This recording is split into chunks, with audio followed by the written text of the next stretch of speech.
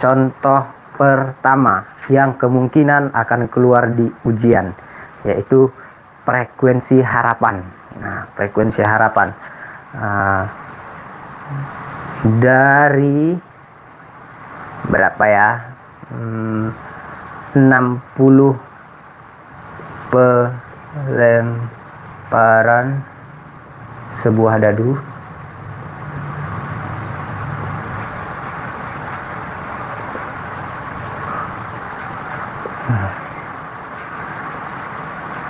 berapa frekuensi harapan muncul mata dadu lebih dari 4. Nah, berapa kira-kira lebih dari 4? Oke, kita cari dulu peluang mata dadu lebih dari 4. Nah, PA-nya, nah, NA per NS.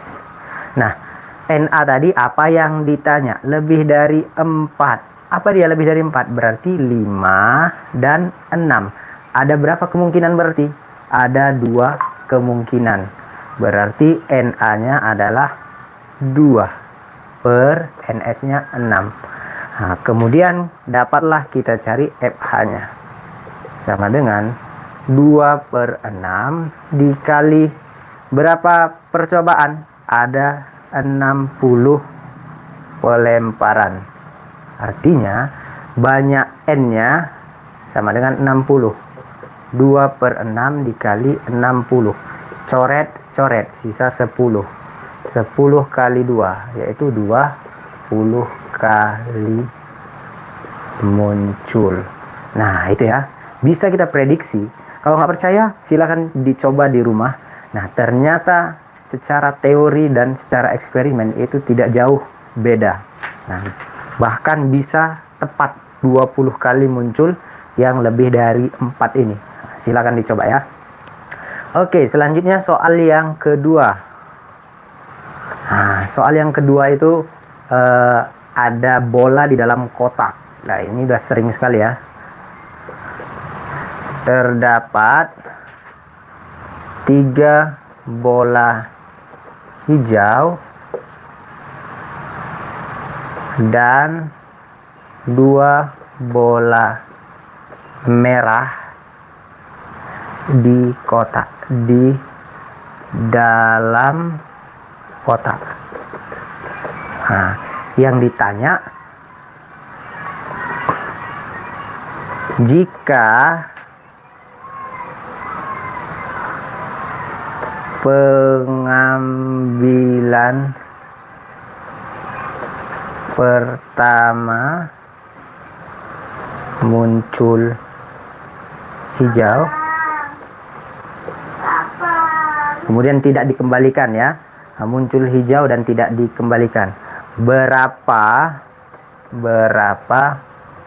peluang hijau pengambilan kedua?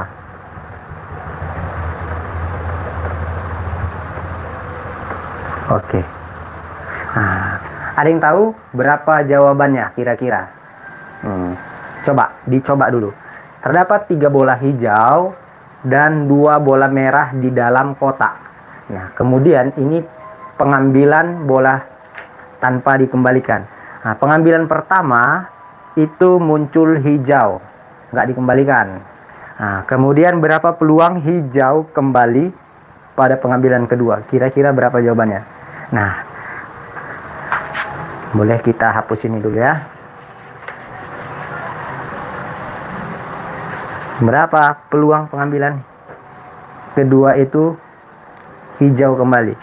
Nah, PA-nya sama dengan NS. Nah, awalnya hijau itu kan 3. Kemudian karena pengambilan pertama muncul hijau, berarti berkurang 1. Kita kurangi 1. NS-nya awalnya berapa? 3 tambah 2, 5 kan?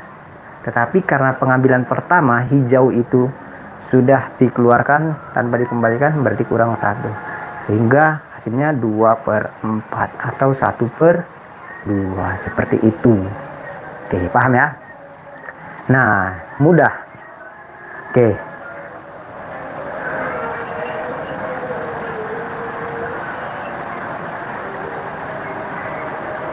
Kita lanjut ya. Nah, kita lanjut soal ketiga. Nah, soal ketiga tentang peluang yang kemungkinan besar akan muncul. Nah, ini soalnya sederhana tetapi banyak yang belum tahu. Nah, dari pelemparan 4 koin, berapakah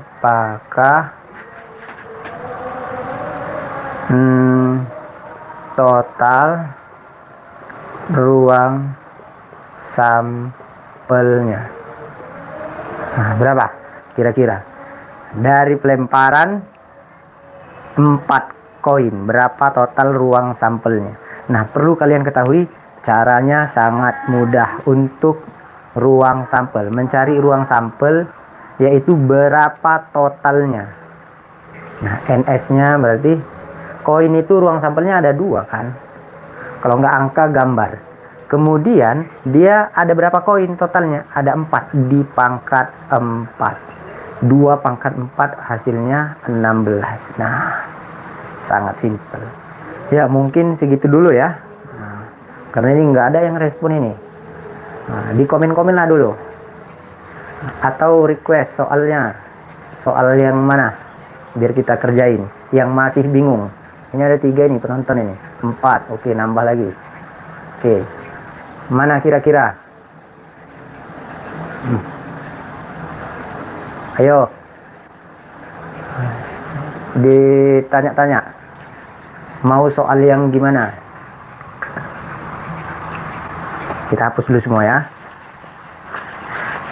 Kira-kira ada yang bingung nggak saat di sekolah gurunya jelasin tapi masih bingung, yang ini maksudnya gimana bang gitu kan, yang peluang teoritik, peluang empirik kah, atau frekuensi harapannya masih bingung, komen lah.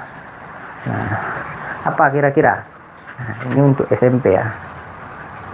Nah, untuk SMP. Nah, ini udah mau ujian, jangan main-main lagi ya. Oke, coba di komen-komen dulu. Apa kira-kira yang bingung yang di mana? Ini ada David Junarto. Oke, lanjut. Nah, kita lanjut ya. Soal yang nomor 4. Nah, gimana kira-kira? Ada dia gabungan antara koin dan dadu dan yang lainnya. Nah, di gabungan ini gimana dia contohnya? Ada 1 dadu dan koin dilempar bersamaan.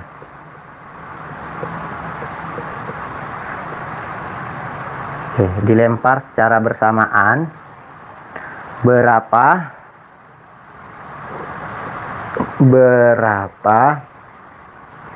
peluang, iya bentar ya, muncul 5 menit lagi boleh, lagi ada yang nonton, stay. Oke. Nah, 1 dadu dan koin dilempar bersamaan. Yang ditanya berapa peluang muncul mata dadu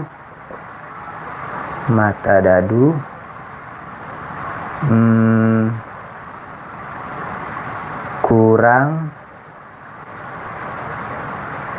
dari 3 dan koin gambar. Nah, ini ya. Nah, kita cari dulu NA-nya. Kan permasalahannya itu di NA. Kalau peluang itu udah tahu NA-nya, biasanya udah dapat. Nah, Apa yang menjadi permasalahannya? Kurang dari 3 yang muncul dan koinnya itu gambar. Kurang dari 3 itu yaitu 2 dan 1. Berarti 2 dan gambar, 1 dan gambar. Nah, inilah yang mungkin terjadi kalau dari permasalahannya. Berarti ada berapa kemungkinan? Hanya ada 2 kemungkinan. Nah, berarti NA-nya sama dengan 2. Sedangkan NS-nya gimana, Bang? Nah, NS-nya itu ruang sampel atau titik sampel dari dadu. 6 dikalikan titik sampel dari koin. 6 kali 2 sama dengan 12. Berarti dapat disimpulkan PA-nya adalah 2/12 atau 1/6. Bisa diubah jadi persen, Bang? Bisa. 16,66666%. Nah, seperti itu ya. Nah, kalau dimodif jadi bentuk soal frekuensi harapan, gimana kira-kira? Nah, tinggal pelemparan satu dadu dan koin sebanyak, nah garis bawahi kalau ada frekuensi harapan berarti ada banyak eksperimennya. Sebanyak 120 kali misalnya. Sebanyak 120 kali dilempar.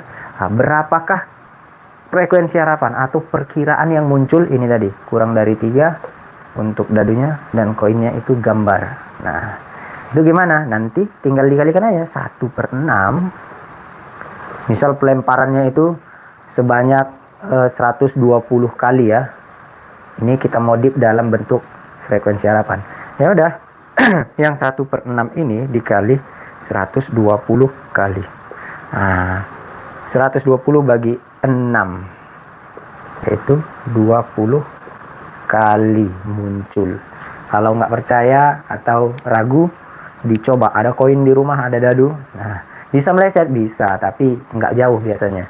Karena itu udah saya coba juga ya di kelas dan tidak jauh melesetnya. Oke, sampai di sini ada yang mau ditanya? Nah, inilah contoh-contoh soal yang sangat-sangat sering keluar di ujian sekolah, terkhusus untuk SMP kelas 8. Nah, kalau nggak ada yang mau ditanya, biar diakhiri. Nggak ada ya?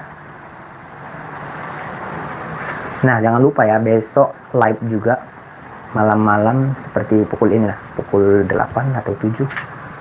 Nah, nanti juga kalau adik-adik ada tugas atau apa, boleh di email atau boleh ditanyakan di kolom komentar, Bang bisa bantu ini nggak, Bang? Ada tugas PR atau dan yang lainnya yang masih bingung, nanti diajarin pelan-pelan sampai bisa sampai oke. Sekianlah untuk live kali ini, semoga bermanfaat dan ngebantulah. Abang doain semoga nilai ujiannya bagus, maksimal kalau bisa 100. Sekian live kali ini, masukin naik level kunci.